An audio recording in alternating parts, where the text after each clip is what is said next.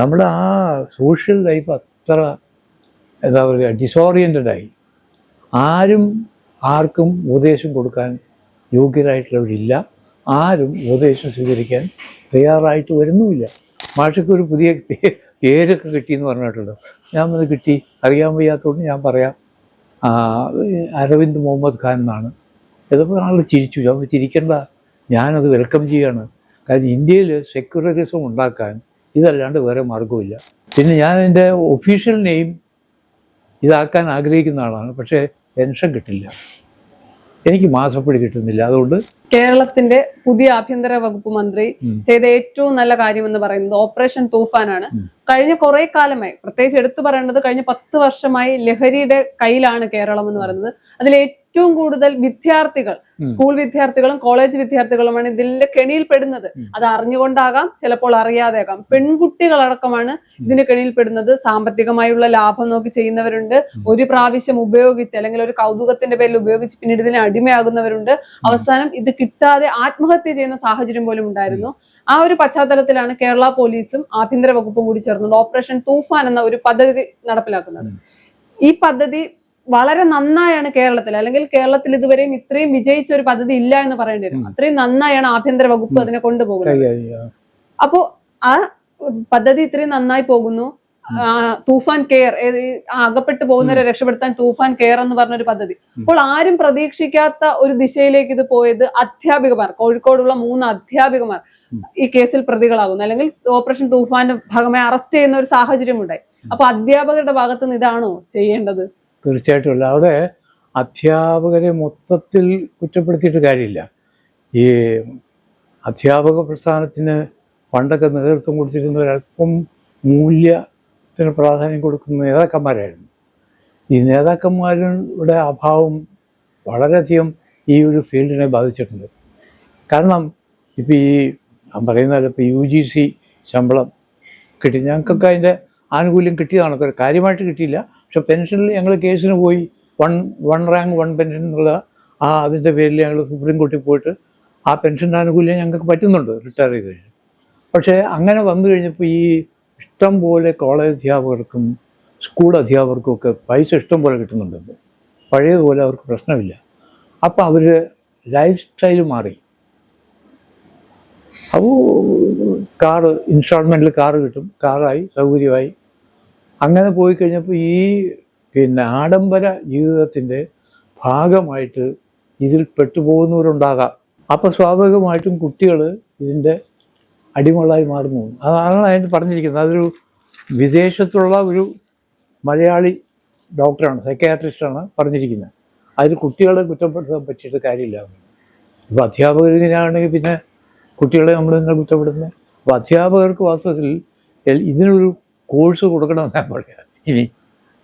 കാരണം how to become a good teacher in every sense. അധ്യാപകൻ എന്നുള്ള രീതിയിൽ മാത്രമല്ല, ഒരു എന്താ പറയുക, ഒരു രക്ഷകർത്താവ് എന്നുള്ള നിലയ്ക്ക് കൂടി ഉള്ള രക്ഷകർത്താക്കളുടെ ഇടയിലും ഈ ഒരു ഹാബിറ്റുണ്ട്. ഇപ്പോൾ ഈ സമീപകാലത്ത് ഒരു ദിവസമെങ്കിലും ഭർത്താവ് ഭാര്യയെ കൊന്നു, ഭാര്യ ഭർത്താവിനെ കൊന്നു, അമ്മ മക്കളെ കൊന്നു. ഇതൊക്കെ ദിവസവും വായിക്കുകയാണ്. ഈയിടെ കേരളത്തിൽ തന്നെ ഒരു സംഭവം ഞാൻ വായിച്ചു. ഈ ആശ്രിത നിയമനം കിട്ടാൻ വേണ്ടിയിട്ട് ഒരാളച്ഛനെ കൊന്നു. ഇത് കേരളത്തിൽ നടക്കുന്ന. ഇത് എന്തുകൊണ്ട് ഇങ്ങനെ സംഭവിക്കുന്നതെന്ന് ചോദിച്ചാൽ നമ്മുടെ ആ സോഷ്യൽ ലൈഫ് അത്ര എന്താ പറയുക ഡിസോറിയൻറ്റഡായി. ആരും ആർക്കും ഉപദേശം കൊടുക്കാൻ യോഗ്യരായിട്ടുള്ളവരില്ല. ആരും ഉപദേശം സ്വീകരിക്കാൻ തയ്യാറായിട്ട് വരുന്നുമില്ല. അതിൽ നമുക്ക് ഇത് സംഭവിക്കാതെ വന്നുകൊണ്ടിരിക്കും. Everything comes on in stride എന്ന രീതിയിൽ നമ്മൾ അതിനെ അങ്ങ് സാധൂകരിക്കുകയാണ്. അതിൽ മാറ്റം വരണം. അത് അധ്യാപകർക്കും ബാധകമാണ്. അധ്യാപകർ ട്രെയിനിങ് കൊടുക്കുമ്പോഴും ഇത് വേണം. ഇനിയിപ്പോൾ അവർക്ക് ഒരു റിഫ്രഷർ കോഴ്സ് കൊടുക്കേണ്ടി വരും ഇടയ്ക്ക്. ആരാ കൊടുക്കുക? റിഫ്രഷർ കോഴ്സ് കൊടുക്കാൻ വരുന്നവരും ഇതിൻ്റെ അടിമകളാവില്ല നമുക്ക് പറയാൻ പറ്റില്ല. ഏതായാലും ഇത് ഒരു സൈക്കോളജിക്കലായിട്ടൊരു അറ്റ്മോസ്ഫിയർ ഉണ്ടാക്കിയിട്ടുണ്ട് ഈ തൂഫാൻ. കാരണം എവിടെയെങ്കിലും ഒന്ന് കണ്ടാൽ നമുക്കത് വിളിച്ചു പറഞ്ഞാൽ നടപടി നമുക്കെതിരായിട്ട് വരില്ല എന്ന ഉറപ്പെങ്കിലും ഉണ്ട്. മറ്റങ്ങനെയല്ല, ഈ വാദി പ്രതിയാകുന്ന ഒരു രീതിയായിരുന്നല്ലോ, അതിൽ മാറ്റം വന്നിട്ടുണ്ട്. അല്ല, സ്കൂളുകളിൽ കൗൺസിലിംഗ് കുട്ടികൾക്ക് കൊടുക്കുന്നതിനോടൊപ്പം തന്നെ അധ്യാപകർക്കും കൊടുക്കേണ്ട ഒരു സാഹചര്യം അത് തീർച്ചയായിട്ടും ഉണ്ട്. അതിൽ അധ്യാപക സംഘടനകളാണ് അതിന് മുൻകൈ എടുക്കുന്നത്. അവരുടെ പരാജയം കൂടിയാണത്. സംഘടനാ തലത്തിൽ അവർ ഈ കാര്യസാധ്യത്തിന് വേണ്ടി മാത്രം സംഘടനയെ കൊണ്ടുപോയി. ഇപ്പോൾ പോലീസ് സംഘടന 81 പോലീസുകാരാണ് ആത്മഹത്യ ചെയ്തിരിക്കുന്നത് കേരളത്തിൽ. 81 ഏറ്റവും കൂടുതൽ റിപ്പോർട്ട് കൊണ്ടു ക്രൈംസ് റെക്കോർഡ് ബ്യൂറോൻ്റെ 81 കോൺസ്റ്റബിൾസ് ആത്മഹത്യ ചെയ്തു. ആലോചിച്ച് നോക്കും. പണ്ടൊക്കെ എനിക്ക് ഊഹിക്കാൻ പോലും കഴിയില്ല. കാരണം harassment by their higher authorities. അതാണ് പോലീസ് ഫോഴ്സിലുള്ള ഇന്നത്തെ സ്ഥിതി. അല്ല, ഇപ്പൊ 1, 2, 3, 5 അധ്യാപകർ അറസ്റ്റിലായാലും അത് മുഴുവൻ അധ്യാപകരുടെയും കുറ്റമല്ല എന്ന് നമുക്ക് പറയാം. അതൊരിക്കലും എല്ലാ അധ്യാപകരുടെയും കുറ്റമല്ല, നല്ലവരായ അധ്യാപകരുമുണ്ട്. പക്ഷെ പാരന്റ്സിനും കുട്ടികൾക്കും ഇത്തരം കേസുകൾ അല്ലെങ്കിൽ ഇനിയും ഇതുപോലെ അധ്യാപകരെ പിടിക്കുകയാണെങ്കിൽ പാരന്റ്സിനും കുട്ടികൾക്കും ഈ അധ്യാപകരിലുള്ള വിശ്വാസം ഇല്ലാതാകില്ലേ? നഷ്ടപ്പെട്ടു പോകും. അവർക്ക് ആ മോറൽ റെസ്പോൺസിബിലിറ്റി ഒന്നും ഒഴിയാൻ പറ്റില്ല. സൊസൈറ്റിയോടും അവരുടെ ഇമ്മീഡിയറ്റ് നെയ്ബർഹുഡിനോടുള്ള ഉത്തരവാദിത്വത്തിൽ നിന്ന് അവർക്ക് ഒഴിഞ്ഞു മാറാൻ പറ്റില്ല. അവർ ഓൺ ചെയ്തേ വെച്ചു. അതിന് അപ്പോളജിയുടെ പ്രശ്നമേ ഉദിക്കുന്നില്ല. പിന്നെ who will advise whom, who will give training to whom എന്നുള്ളതാണ് വേറെ പ്രശ്നം. ഇപ്പൊ കുട്ടികൾ എന്തെങ്കിലുമൊക്കെ അല്ലെങ്കിൽ കുട്ടികൾ എന്തെങ്കിലും പ്രശ്നങ്ങൾ അധ്യാപകരോട് പറയാൻ പോലും മടിക്കുന്ന ഒരു സാഹചര്യത്തിലേക്ക് കാര്യങ്ങളെ കൊണ്ടെത്തിച്ചില്ലേ ഈ അധ്യാപകർ? തീർച്ചയായിട്ടും. അധ്യാപകർ ഞാൻ പറഞ്ഞു, ഇവിടെ മഹാരാജ് കോളേജിൽ തന്നെ പണ്ടൊക്കെ ഞാൻ ഈ സ്റ്റാഫ് അഡ്വൈസർ എന്നുള്ള ആ സ്ഥിരം ഏത് പ്രിൻസിപ്പലും എന്നെ സ്റ്റാഫ് അഡ്വൈസറാക്കും. കാരണം എല്ലാ വിദ്യാർത്ഥികളുമായിട്ട് ഒന്നിച്ചു പോകും. രാഷ്ട്രീയമുണ്ടെങ്കിലും അവരുടെ കുട്ടികളുടെ രാഷ്ട്രീയമായിട്ട് ഞാൻ എൻ്റെ രാഷ്ട്രീയത്തെ ഒരിക്കലും അത് കൂട്ടിച്ചേർക്കാൻ തുടങ്ങും. അന്നുണ്ടായിരുന്ന ആ ഒരു റെസ്പോൺസ് അവരുടെ ലീഡേഴ്സിൽ നിന്ന് ഇപ്പം കിട്ടുന്നില്ല. അതെന്ത് വരുന്നു? ഓട്ടോണമസ് കോളേജാണ് മഹാരാജ് കോളേജ്. ആ ഓട്ടോണമസ് കോളേജിൻ്റെ ചുമതലക്കാരനായി ഒരാളുണ്ടായിരുന്നു. ഞങ്ങളുടെയൊക്കെ ആ ഒരു ജനറേഷനിൽ നെക്സ്റ്റ് ജനറേഷൻ വരുന്നതാണ്. അദ്ദേഹം ഒരു കൊല്ലം കഴിഞ്ഞപ്പോൾ സ്ഥലം വെച്ച് പോയി. കാരണം കൺട്രോൾ ചെയ്യാൻ പറ്റില്ല. ആ അധ്യാപകരുടെ അവിടെയുള്ള നേതാക്കന്മാരും പ്രിൻസിപ്പൽമാരായി വരുന്നവരൊക്കെ ഒരു തരത്തിലും മറ്റു തരത്തിൽ ബാഡ് ഇൻഫ്ലുവൻസിൽ പെടുന്നതുകൊണ്ട് അയാൾ ഈ മെയ്ഡ് ഗുഡ് ഈസ് എസ്കേപ്പ്. അല്ല, അന്ന് ഇതുപോലൊരു ഇഷ്യൂ ഉണ്ടായപ്പോൾ അന്ന് ഗവർണർ ഇയാളാണ്, അരീഫ് മുഹമ്മദ് ഖാനാണ്. അപ്പോൾ ഗവർണർ പറഞ്ഞൊരു സ്റ്റേറ്റ്മെൻറ്റിനെ സപ്പോർട്ട് ചെയ്തുകൊണ്ട് ഞാൻ ഒരിക്കലും പ്രസംഗിച്ചു. കാരണം ഗവർണറാണ് ശരി. കാരണം ഈ ഹയർ എഡ്യൂക്കേഷൻ ഇങ്ങനെ പോയാൽ ശരിയാവില്ല എന്ന് പറഞ്ഞ് എനിക്കൊരു പേരും കിട്ടി, അരവിന്ദ് മുഹമ്മദ് ഖാൻ. ഞാനത് സ്വീകരിച്ചു.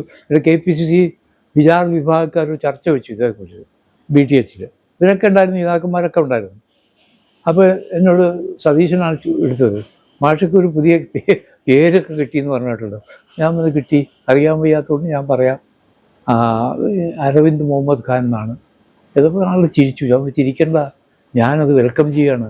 കാരണം ഇന്ത്യയിൽ സെക്യുലറിസം ഉണ്ടാക്കാൻ ഇതല്ലാണ്ട് വേറെ മാർഗമില്ല. പേരിൽ സെക്യുലറിസം വന്നു, അല്ലാണ്ട് നിങ്ങൾക്ക് ആർക്കും ഒരു സെക്യുലർ ഇന്ത്യയെക്കുറിച്ച് ഇന്ന ദിവസം ഞാൻ നടപ്പാക്കുന്നു പറയാൻ പറ്റുമോ? സതീശന് നടപ്പാക്കാൻ പറ്റുമോ? ആർക്കും പറ്റില്ല. ഇവിടുത്തെ പൊതുവെള്ള അറ്റ്മോസ്ഫിയർ അങ്ങനെയാണ്. പിന്നെ ഞാൻ എൻ്റെ ഒഫീഷ്യൽ നെയിം ഇതാക്കാൻ ആഗ്രഹിക്കുന്ന ആളാണ്. പക്ഷേ പെൻഷൻ കിട്ടില്ല, എനിക്ക് മാസപ്പടി കിട്ടുന്നില്ല. അതുകൊണ്ട് ഞാൻ ഈ പേര് പ്രൈവറ്റ് ആയിരുന്നു വിളിച്ചാൽ കുഴപ്പമൊന്നുമില്ല. ഇപ്പൊ ഇന്ത്യയിലെ യുവാക്കൾ, പ്രത്യേകിച്ച് +2 കഴിയുന്ന കുട്ടികളാരും ഇന്ത്യയിൽ നിൽക്കാൻ ആഗ്രഹിക്കുന്നില്ല. അവർക്ക് ജോലി സാധ്യത കുറവാണ്. യുവാക്കൾക്ക് വളർന്നു വരാനുള്ള ഒരു സാഹചര്യം ഇന്ത്യയിൽ ഇല്ല എന്ന് പറയുന്നു. ഇനി കേരളത്തിന്റെ കാര്യം എടുക്കുമ്പോൾ കേരളത്തിലും ഏകദേശം ഇതേ സ്ഥിതി തന്നെയാണ്. +2 വരെ എങ്ങനെയെങ്കിലും ഒക്കെ ഇവിടെ പഠിക്കണം. അതും 10ാം ക്ലാസ് വരെ ഗവൺമെന്റ് സ്കൂളിൽ പഠിക്കാതിരിക്കുന്നതാണ് ഏറ്റവും നല്ലത്. +1 +2 ആകുമ്പോൾ ഗവൺമെന്റ് സ്കൂളിൽ പഠിക്കാം. അത് കഴിഞ്ഞ് ഡിഗ്രി ഒന്നും അല്ലെങ്കിൽ കേരളത്തിലെ കോളേജുകൾ വേണ്ട എന്നൊരു അഭിപ്രായമാണ്. പുറത്ത് എങ്ങോട്ടെങ്കിലും പോകണം, ഒന്നെങ്കിൽ ഇന്ത്യക്ക് പുറത്ത് പോകണം, ഏറ്റവും കുറഞ്ഞത് കേരളത്തിന് പുറത്ത് പോയി പഠിക്കാൻ രക്ഷപ്പെടണം എന്നൊരു രീതിയാണ്. ഇനി കേരളത്തിലെ അധ്യാപകർ ഇത്തരം കേസുകളിൽ കൂടി പ്രതിയാകുന്ന ഒരു സാഹചര്യം വന്നാൽ 10ാം ക്ലാസ് മുതൽ അല്ലെങ്കിൽ അതിനു മുൻപേ തന്നെ കുട്ടികളെ കേരളത്തിന് പുറത്തോട്ട് പഠിപ്പിക്കേണ്ട സാഹചര്യമല്ലേ? രക്ഷിതാക്കൾ നിർബന്ധിതരാകും, സംശയമൊന്നുമില്ല. ഇപ്പോൾ ഞാനിതൊക്കെ കണക്കൊക്കെ എഴുതി എടുത്തു വെച്ചിട്ടുണ്ട്. അത് സ്കൂൾ എഡ്യൂക്കേഷൻ വളരെ മോശമായിട്ടുണ്ട്. ഇൻടേക്ക് പല സ്കൂളുകളും പൂട്ടിയിടേണ്ട സ്ഥിതി വരും. കാരണം കുട്ടികൾ ഒന്നാമത് ഈ പോപ്പുലേഷൻ്റെ ഒരു ഇമ്പാക്റ്റ് ഉണ്ട്. അത് പെട്ടെന്ന് വരില്ലല്ലോ. ഒരു 10, 15 വർഷം കൊണ്ട് അതിൻ്റെ ലോവർ ലെവലിലേക്ക് അത് റിഫ്ലക്റ്റ് ചെയ്യുള്ളൂ.